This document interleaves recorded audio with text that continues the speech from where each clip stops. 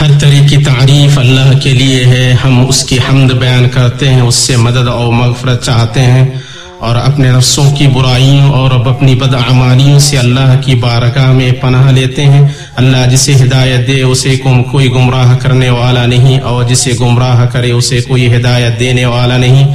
میں گواہی دیتا ہوں کہ اللہ کے سوا کوئی معبود برحق نہیں، اس کا کوئی شریک نہیں، اور میں گواہی دیتا ہوں کہ محمد اللہ کے بندے اور رسول ہیں۔ اللہ آپ پر، آپ کی آل پر اور آپ کے صحابہ پر درود نازل فرمائے اور بہت زیادہ سلامتی نازل کرے۔ اے ایمان والو، اللہ تعالیٰ سے اتنا ڈرو جتنا اس سے ڈرنا چاہیے، اور دیکھو مرتے دم تک مسلمان ہی رہنا۔ اے لوگو، اپنے پروردگار سے ڈرو جس نے تمہیں ایک جان سے پیدا کیا اور اسی سے اس کی بیوی کو پیدا کر کے ان دونوں سے بہت سے مرد اور عورتیں پھیلا دیں۔ اس اللہ سے ڈرو جس کے نام پر ایک دوسرے سے مانگتے ہو، اور رشتے ناطے توڑنے سے بھی بچو، بے شک اللہ تعالیٰ تم پر نگہبان ہے۔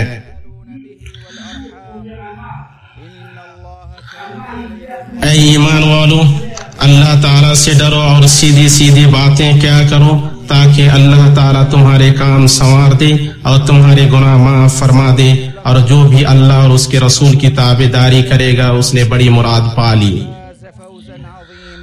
اما بعد، بندوں پر اللہ کی رحمت میں سے یہ ہے کہ اس نے انہیں اپنی سیدھی راہ کی رہنمائی فرمائی، اور ان کے لیے حق کو بیان کر دیا کہ اس کا اتباع کریں، اور باطل کو واضح کر دیا کہ اس سے بچیں۔ اللہ عز و جل نے اپنی ہدایت کے پیروکار کا ذمہ لے لیا ہے کہ وہ نہ گمراہ ہوگا اور نہ تکلیف میں مبتلا ہوگا۔ اللہ سبحانہ و تعالی کا فرمان ہے، جو میری ہدایت کی پیروی کرے نہ تو وہ بہکے گا نہ تکلیف میں پڑے گا، اور ہاں جو میری یاد سے روگردانی کرے گا اس کی زندگی تنگی میں رہے گی، اور ہم اسے بروز قیامت اندھا کر کے اٹھائیں گے۔ اس کا مفہوم یہ ہے کہ جو ہدایت کی پیروی کرے گا اور حق پر استقامت برتے گا وہ دنیا میں گمراہ نہیں ہوگا بلکہ ہدایت یافتہ سیدھی راہ پر ہوگا، اور آخرت میں تکلیف نہیں اٹھائے گا بلکہ اس کو جنت اور عزت حاصل ہوگی۔ اور جو اس کی کتاب اور اس کے رسول صلی اللہ علیہ وسلم کی سنت سے منہ موڑے گا اور ہدایت کی پیروی نہیں کرے گا اس کے لیے تنگ زندگی ہے، اور وہ تنگ زندگی اس کے دل میں ہونے والی بے چینی، گھٹن اور پریشانی سے عبارت ہے، اور یہ فوری سزا کے طور پر ہے، اور قیامت کے دن اس کے لیے جہنم میں دردناک عذاب ہے۔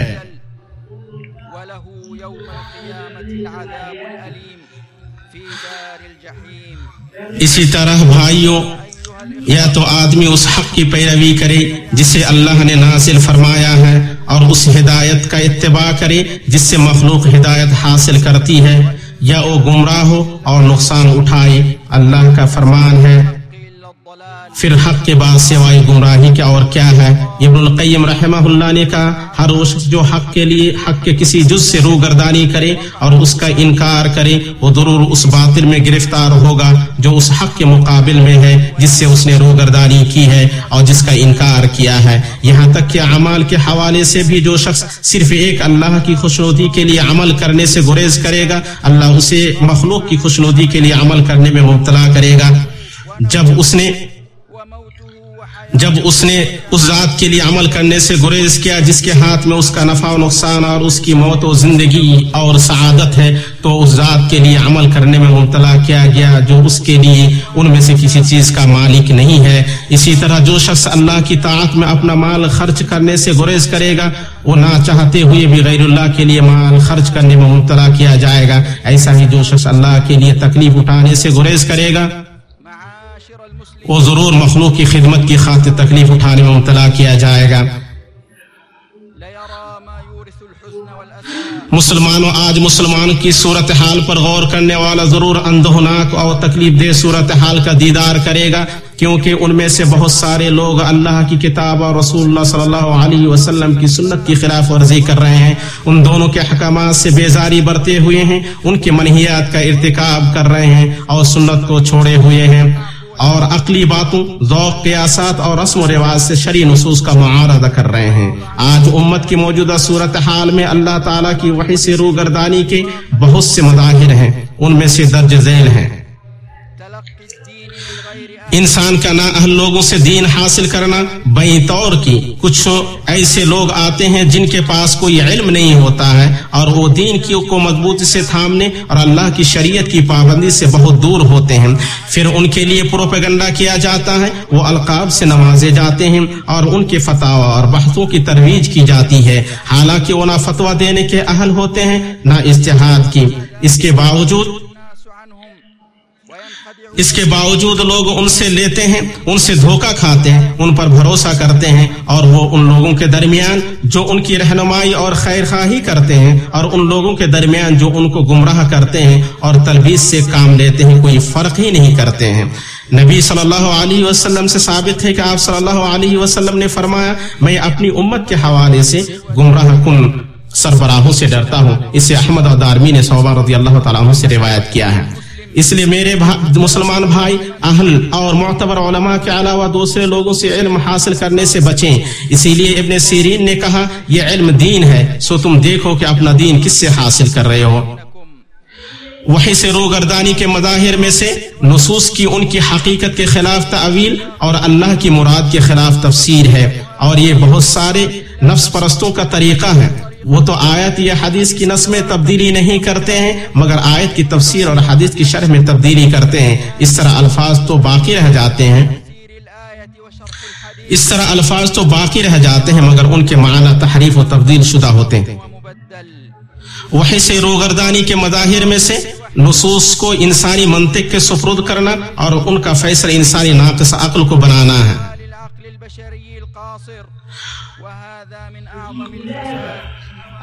اور یہ سب سے بدترین فساد ہے کہ انسان عقل کو نصوص کتاب و سنت پر ترجیح دے۔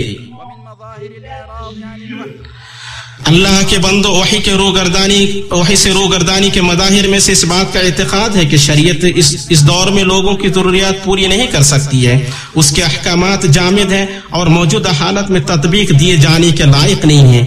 یہ لوگ شریعت کو حکومت سے برطرف کرنا اور مغربی مناہج اور خود ساختہ قوانین درآمد کرنا چاہتے ہیں، ان کا برا وہ کہاں پھیرے جا رہے ہیں۔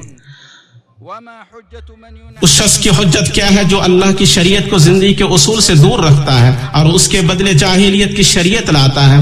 اللہ کا فرمان ہے، کیا یہ لوگ پھر سے جاہلیت کا فیصلہ چاہتے ہیں؟ یقین رکھنے والے لوگوں کے لیے اللہ تعالیٰ سے بہتر فیصلہ اور حکم کرنے والا کون ہو سکتا ہے؟ وحی سے روگردانی کے مظاہر میں سے ہے کتاب و سنت کے بعد حصے کو اس وقت چھوڑ دینا جب احکامات ذاتی مفادات سے ٹکرائیں یا ان کی وجہ سے آدمی کے اپنے خاص فوائد فوت ہو جائیں۔ اللہ نے ایسا کرنے والوں پر نکیر کرتے ہوئے فرمایا، کیا بعض احکام پر ایمان رکھتے ہو اور بعض کے ساتھ کفر کرتے ہو؟ وحی سے روگردانی کے مظاہر میں سے ہے کتاب و سنت کے صریح حکم کی مخالفت کرنا۔ وحی کے روگردانی کے مظاہر میں سے یہ ہے کہ تفریط اور کوتاہی یا افراط و غلو کی طرف مائل ہو کر وحی کے درست منہج اور صراط مستقیم سے دوری برتی جائے۔ حالانکہ اسلام میں ہر معاملے میں اعتدال، میانہ روی اور وسطیت کا حکم دیا ہے، یہاں تک کہ اس امت کو اس وصف کے ساتھ ممتاز اور خاص کیا گیا ہے۔ اللہ سبحانہ و تعالی نے فرمایا، ہم نے اسی طرح تمہیں امت وسط بنایا ہے۔ قرطبی رحمہ اللہ نے کہا، جب وسط غلو اور کوتاہی سے دور ہے تو وہ قابل تعریف قرار پایا، یعنی اس امت نے غلو نہیں کیا جس طرح نصارہ نے اپنے انبیاء کے بارے میں غلو کیا، اور نہ کوتاہی برتی جیسا کہ یہود نے اپنے انبیاء کے بارے میں کوتاہی برتی۔ اس امت کی وسطیت اس کے منہج اور نظام کی وسطیت سے ماخوذ ہے۔ یہ امت وسط کا وسط منہج ہے جو اعتدال و توازن کا منہج ہے، جو اعتدال و توازن کا منہج ہے، جہاں نہ افراط ہے، نہ تفریط، نہ غلو ہے، نہ کوتاہی، نہ تشدد اور سختی ہے، نہ بے پرواہی اور تساہل۔ وحی سے روگردانی کے مظاہر میں سے ہے عبادت کے معاملے میں کتاب و سنت میں وارد حکم پر انحصار نہ کرنا، بلکہ اس سے تجاوز کر کے دین میں نئی ایجاد کردہ چیزوں اور ایسی چیز کے ذریعے عبادت کرنا جو واضح شریعت لے کر نہیں آئی ہے۔ بعض مواسم اور مواقع کا جشن منانا اور اللہ کا تقرب حاصل کرنے کے لیے ان کی رات تہجد کے ساتھ جاگنا، ان کے دنوں میں روزے رکھنا اور صدقہ کرنا اور کثرت سے ذکر کرنا۔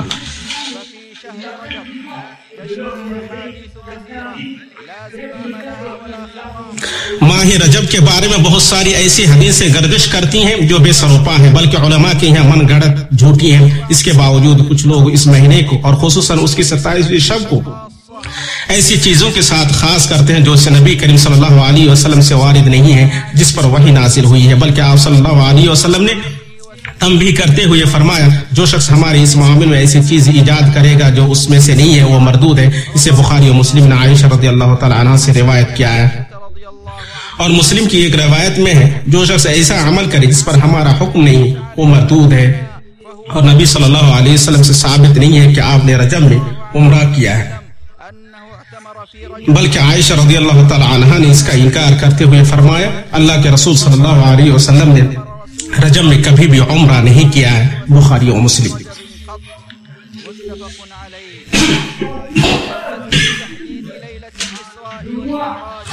اسراء و معراج کی شب کی تحدید قطعی طور پر ثابت نہیں ہے۔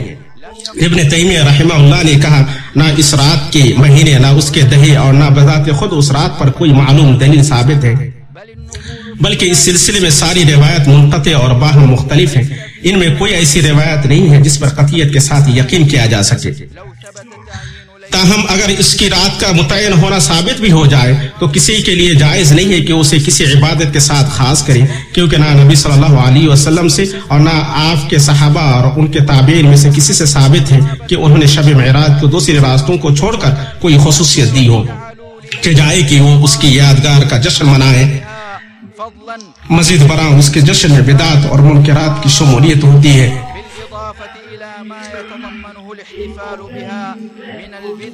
ہم اللہ سبحانہ و تعالیٰ سے فریاد کرتے کو ہمیں رہنمائی سے نوازے، ہمیں ہمارے نفسوں کے شر سے بچائے اور ہمیں حق کو حق دکھائے اور اس کے اتباع کی توفیق دے، ہمیں مؤمن بنا کر زندہ رکھے اور حالت اسلام میں ہمیں وفات دے اور ہمیں نیکوکاروں کے ساتھ ملائے۔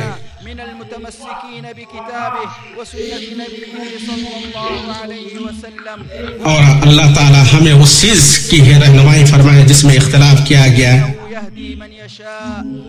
میں اپنی یہ بات کہتا ہوں اور اپنے لیے اور آپ کے لیے اللہ تعالیٰ سے مغفرت طلب کرتا ہوں، آپ سب اس سے مغفرت طلب کریں۔ سارے گناہوں سے اللہ تعالیٰ مغفرت کرنے والا، رحم کرنے والا ہے۔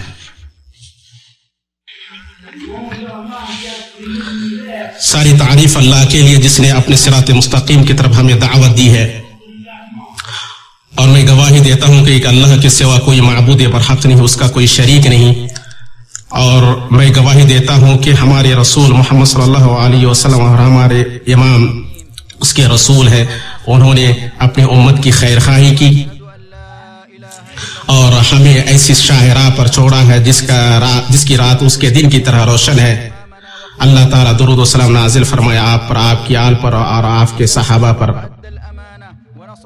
اما بعد، تمسک بالوحی یعنی وحی کو مضبوط سے تھامنے کے عمل کو سخت حملوں اور عظیم سازشوں کا سامنا رہتا ہے۔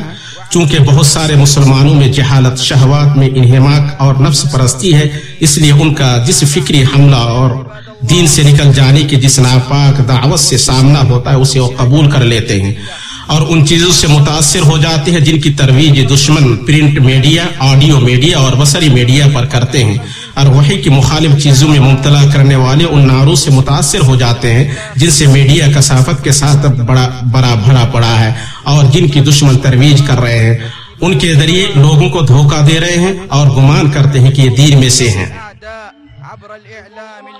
مسلمانوں، ہم پر واجب ہے کہ ہم یقین کریں اور ہمارے دلوں میں راسخ ہو کہ امت مسلمہ کو لاحق ہونے والی ہر ذلت، رسوائی اور پسماندگی دو وحی کی مخالفت کرنے کا نتیجہ ہے۔ اللہ کا فرمان ہے، تمہیں جو کچھ مصیبتیں پہنچتی ہیں وہ تمہارے اپنے ہاتھوں کے کرتوت کا بدلہ ہے، اور وہ تو بہت سی باتوں سے درگزر فرما دیتا ہے۔ اور امت جس شکست اور جن مصائب کا شکار ہو رہی ہے ان میں پند و نصیحت ہے۔ ہو سکتا ہے بندے اپنے ہوش کی طرف لوٹے اور اس حق کی طرف واپس آئیں جسے انہوں نے ترک کر دیا ہے، جیسا کہ اللہ تعالیٰ نے فرمایا، خشکی اور تری میں لوگوں کی بدعمالیوں کے باعث فساد پھیل گیا، اس لیے کہ انہیں ان کے بعد کرتوتوں کا پھل اللہ تعالیٰ چکھا دے، بہت ممکن ہے کہ وہ باز آ جائے۔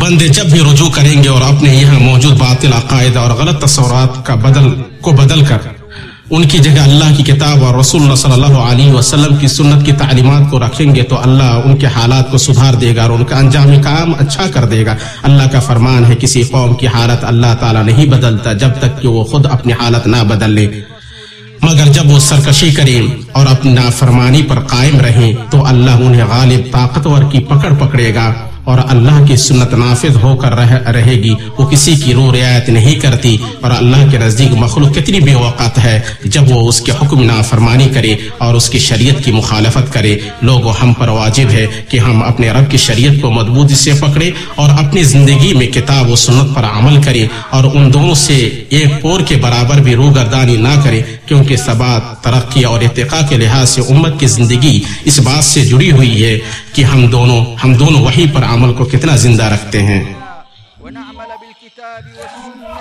اتنی بات ہوئی، آپ سب درود و سلام بھیجے اپنے نبی محمد صلی اللہ علیہ وسلم پر، جیسا کہ اللہ تعالیٰ نے اس کا حکم دیا ہے۔ بے شک اللہ اور اس کے فرشتے نبی پر درود بھیجتے ہیں۔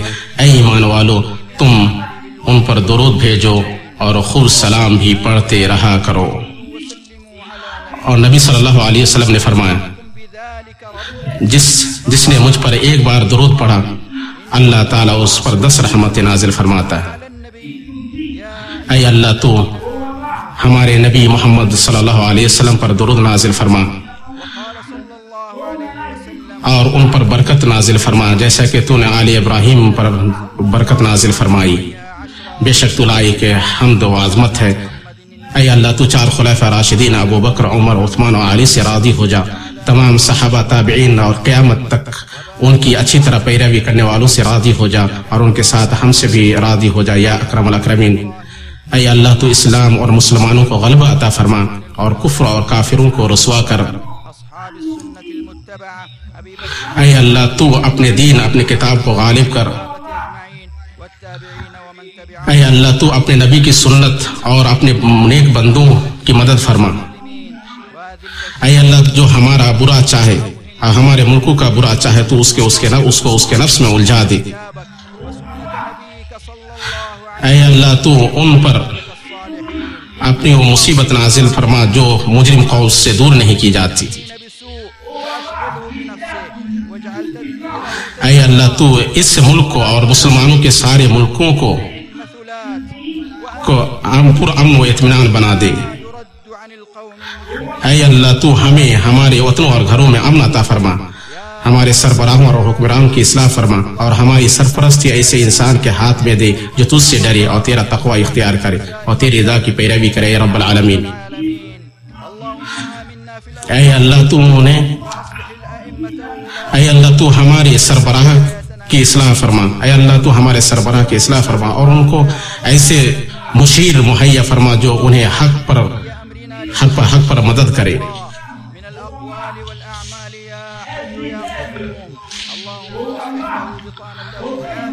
اے اللہ تو ہمارے کمزور بھائیوں، تیری راہ میں جہاد کرنے والوں اور سرحدوں پر تعینات سپاہیوں کی مدد فرمائے۔ اے اللہ تو ان کا مددگار معید سہارا بن جا۔ اے اللہ تو ان کے عزائم کو مضبوط بنا، ان کے قدموں کو ثابت رکھ، ان کے دلوں کو مضبوط کر، ان کے صفوں کو متحد کر اور حق پر ان کے کلمہ کو جمع کر دے۔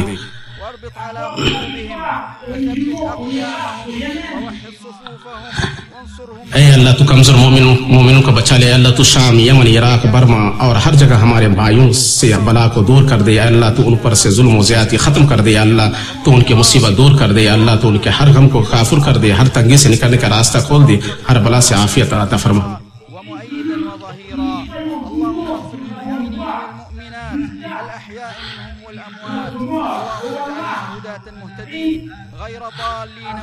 اے اللہ تو ہمیں اس دنیا میں بھلائی عطا فرما اور آخرت میں بھلائی عطا فرما اور جہنم کی آگ سے ہمیں بچا لے۔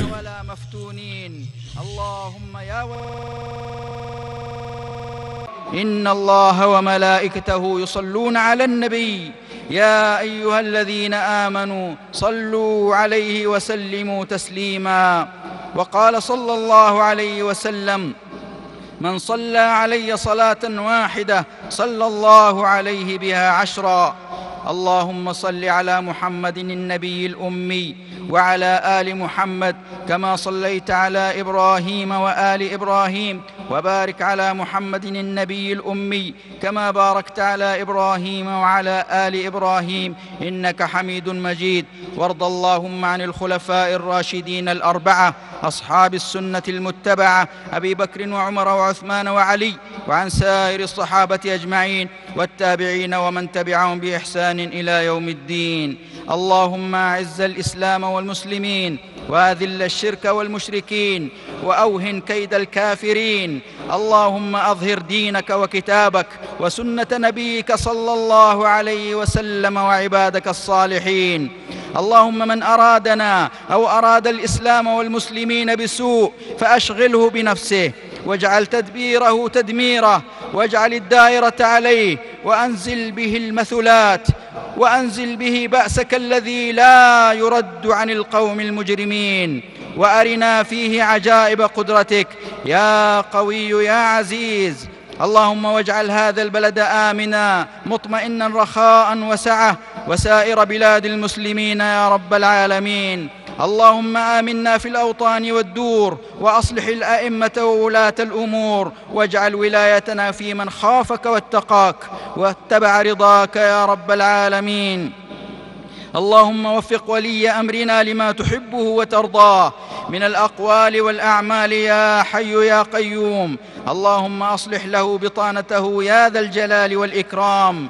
اللهم انصر من نصر الدين، واخذل الطغاة والملاحدة والمفسدين. اللهم انصر إخواننا المستضعفين والمجاهدين في سبيلك والمرابطين على الثغور. اللهم قو عزائمهم، واربط على قلوبهم، وثبت أقدامهم، ووحد صفوفهم، وانصرهم على من بغى عليهم، وخذ بثأرهم منه يا سميع الدعاء. اللهم انصر إخواننا في الشام وفي فلسطين وفي العراق وفي بورما وفي اليمن وفي كل مكان. اللهم كن لهم معينا ونصيرا ومؤيدا وظهيرا. اللهم اغفر للمؤمنين والمؤمنات الأحياء منهم والأموات. اللهم اجعلنا هداة مهتدين غير ضالين ولا مضلين. اللهم أحينا على الإيمان، وتوفنا على الإسلام غير مبدلين ولا مغيرين ولا مفتونين. اللهم يا ولي الإسلام وأهله مسكنا به حتى نلقاك. اللهم ربنا آتنا في الدنيا حسنة وفي الآخرة حسنة وقنا عذاب النار. وقوموا إلى صلاتكم يرحمكم الله.